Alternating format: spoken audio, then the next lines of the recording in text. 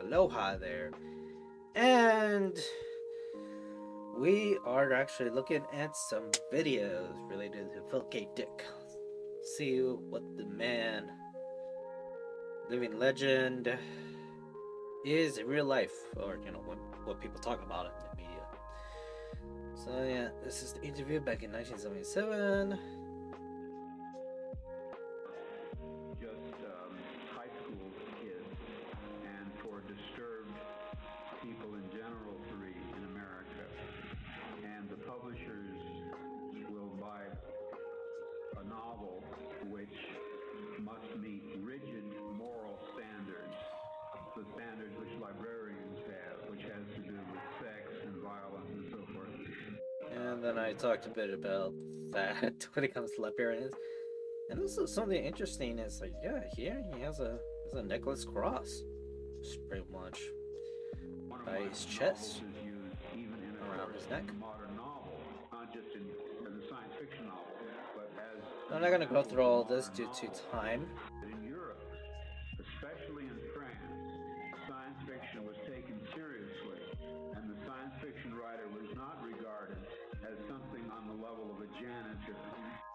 So science fiction writer in France compared to America has more prestige when it comes to people following its literacy. But what is this? Is this a question? Possible for me to have continued my career without the help that the French public has given me, both financially and spiritually. And then number two, Volte Pauvreté in France, the state. First of all, there is a major flaw in America which does not appear to exist in France. And that is the American people are basically anti-intellectual. They're not interested in novels of ideas. And science fiction is essentially a field of ideas. And the Science fiction has the field of ideas. People in the business, people in the industry. Alright. Is Rather there than any merely more of these fans, questions? readers, Alrighty. people who would use such a term.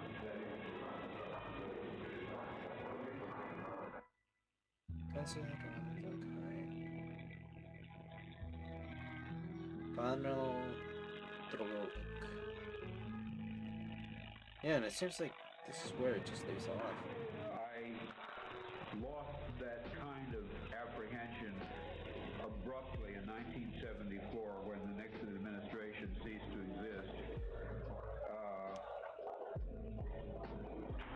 I doubt if the paranoia was irrational, considering the government that the United States had. Had my paranoia been irrational, it probably would have persisted after the Nixon government was deposed.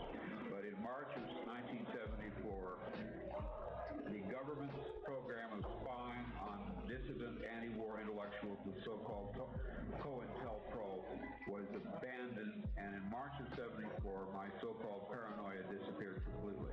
I felt a lifting of the oppression, the sense that there was a watching police agency which was monitoring our activities. I felt that sense lift in March of 74 and has never returned. And it was in March of 74 that the CIA's Operation Chaos, which was to harass, disrupt, and keep surveillance on American dissidents, was officially abandoned.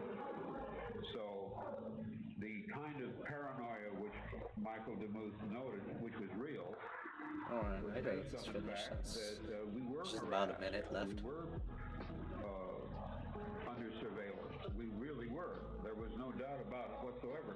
I've seen my CIA file. I've seen my FBI file. Under the American Freedom of Information Act, I was legally allowed to see both files. The CIA opened my mail. The FBI had a file on me. I've seen both. I no longer have this sense of the police activity.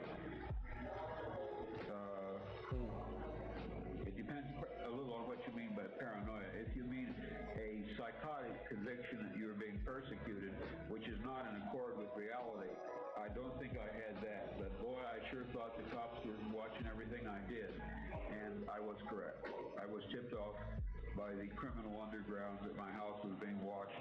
The license plate numbers of every car that stopped in front of my house was taken, and these were not part of my imagination. These were actual events.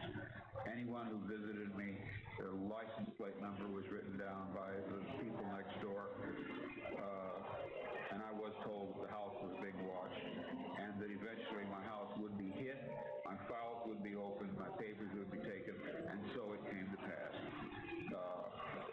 As I said in the Rolling Stone article on me, when I came home and found my house consisting of nothing but rubble, ruins, chaos, broken windows, smashed doorknobs, blown open files, I said, thank God I'm not crazy. I have real enemies. It was a tremendous relief to discover that somebody having was after me. to showcase people your paranoia, just to show that it's not in your head. But it does show that, yeah, in his real life, he was quite candid when it comes to his own challenges, when it came to his own life. So it's something that he hasn't just general life about. It's something he actually explains. But something that is,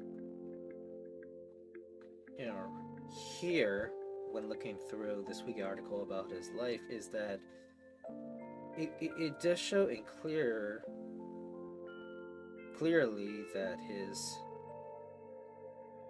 life was challenging because in one part he was being investigated, particularly with the FBI during the McCarthy era when it came to the Red Scare in the 50s, which is just so interesting to look at. But yeah, when it came to the career, he started becoming a bit famous. But then when it came to his life, yeah, he actually became addicted to drugs and such. But I take it that, yeah, he's pretty candid with talking about those experiences, and especially when it comes to the paranormal experiences. I wonder if he actually delves more into that. But yeah. I take it in the personal life, all his other people would talk about it. Because that is something that is revealed.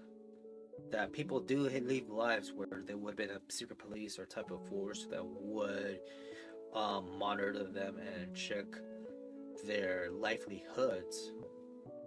So when it came to the Red Scare, there was a national security in that, trying to find any communists who worked for the KGB or any other clandestine from either, was it the Cubans or the Chinese, when it comes to works against the United States. I mean, that's something the FBI even has a section to look at. But with the whole CIA thing, I am curious because for the FBI one, it's clear as day that he did come in contact with the FBI. The FBI is not a secret police because it does make its situations well known. Not the organization itself, but the people in those organizations have a public presence that they tried to put some transparency in. So that's probably the reason why he actually is pretty confident that he's not paranoid, because he probably stated that after effects stuff. But that was during the Red Scare that I read up in the wiki. Now when it came to the Nixon administration, I'm not quite sure about that. Nor the CIA thing. It's not listed in the wiki, nor what he's saying doesn't seem to line out, because wouldn't the FBI already have some tabs with him for the longest times? So where does it come around during the 70s? But other than this interview with the man himself back in 1977, there's more things to see. So let me actually look at more videos related to it. Particularly rare vintage videos with him. So Wine Fellow K Dick, there's pretty much people back in 10 years, which, yeah, that's quite vintage in itself. Talking about. Oh, yeah, I could just skim through some of this, look through things.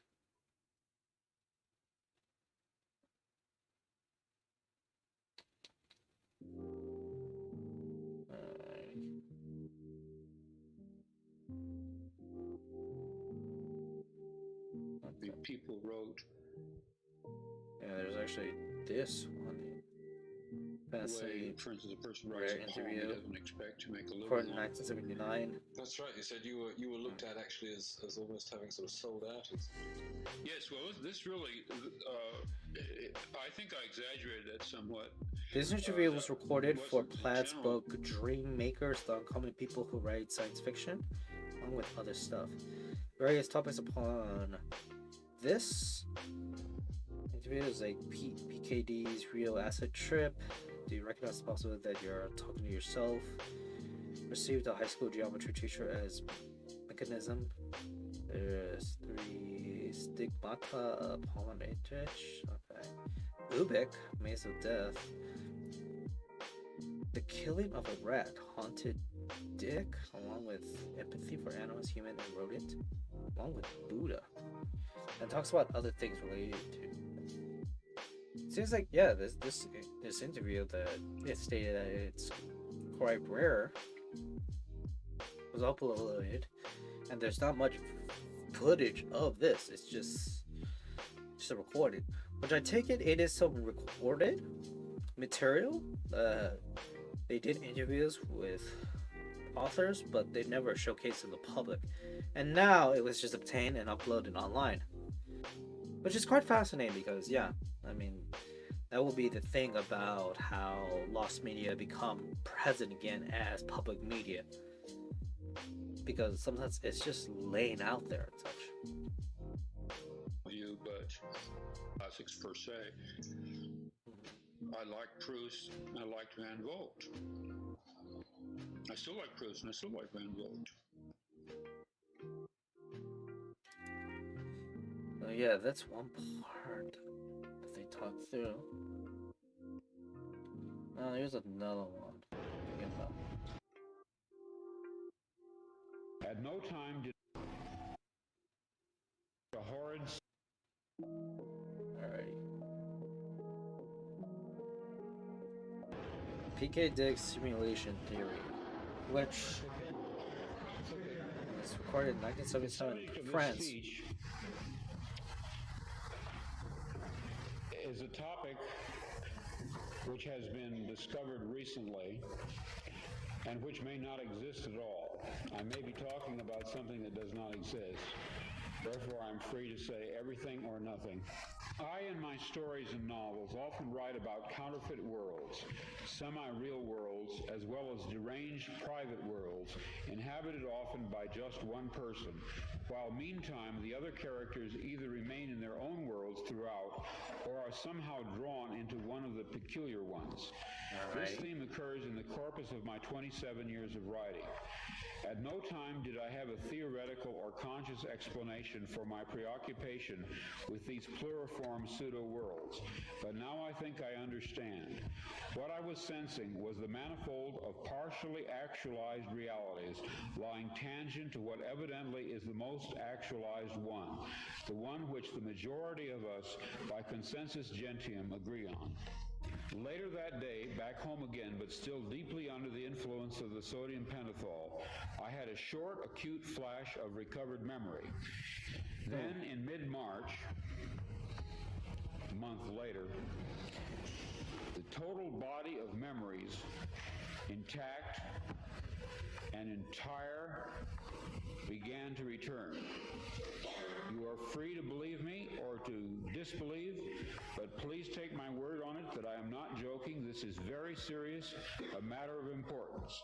At that time, I had no idea what I was seeing. It resembled nothing that I had ever heard described. It resembled plasmic energy.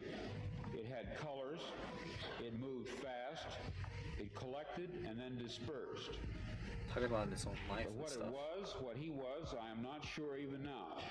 In other words, it's a common theme in my writing that a dark-haired girl shows up at the door of the protagonist and tells him that his world is delusional, that there's something false about it.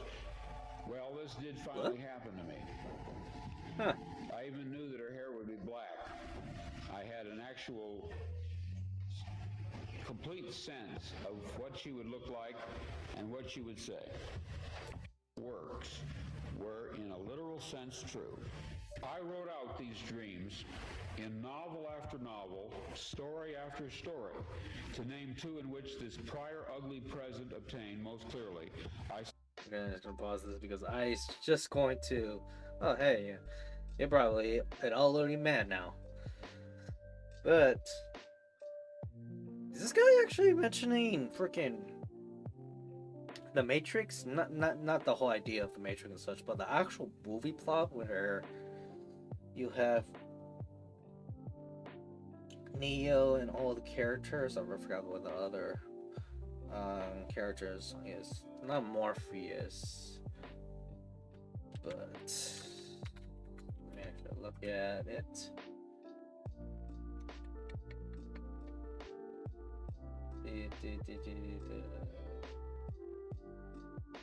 Trinity, yeah, referring to the particular Trinity, black hair woman.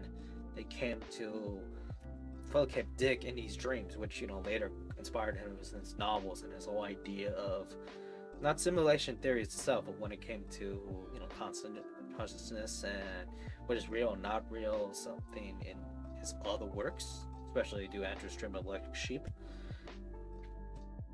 But this does sound like the Matrix, or it's putting in line something that the Wachowskis, when they think of the Matrix, something people were imagining how a story be like a fairy tale. Like, okay, writing a fairy tale when it comes to a particular theme, well, let's use particular characters people know about or can relate to, especially when it comes to, let's say, you're in a half dream state, like lucid dreaming, where you will tend to see a person. Sometimes people seeing other things, but one common experience would be seeing a person by the edge, trying to connect to you and such.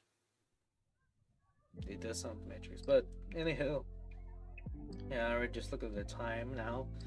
So next time, well, we'll see where it goes from here, especially with the date. So, furthermore, aloha.